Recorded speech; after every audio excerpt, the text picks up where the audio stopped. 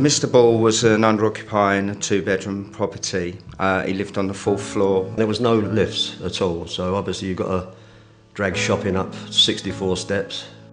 As you get older, you start to think, well, what about if I broke my leg? How would I get up and down there and that? It's different if you're a young man, but as you're getting on a bit, you think, oh, no, hang on a minute. And obviously there was people that didn't want to come up all them stairs to meet me even to come up to the place to visit.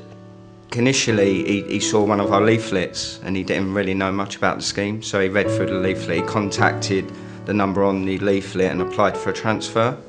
When I looked through it, it said that if you're willing to give up a bedroom, you know, a secondary bedroom or whatever, and go down to a 1-bedroom instead of being in 2, under occupancy or whatever, so I said, yeah, lovely, so I'll do that. And that's exactly what I've got. I've got a 1-bedroom now, which I'm very pleased with.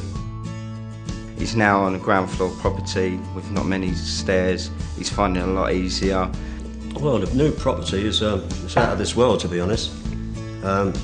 Although it's only a 1-bedroom, it's a very large 1-bedroom. And now he has lots of family and people coming around and he seems a lot happier where he is. I can't keep them away from the door now.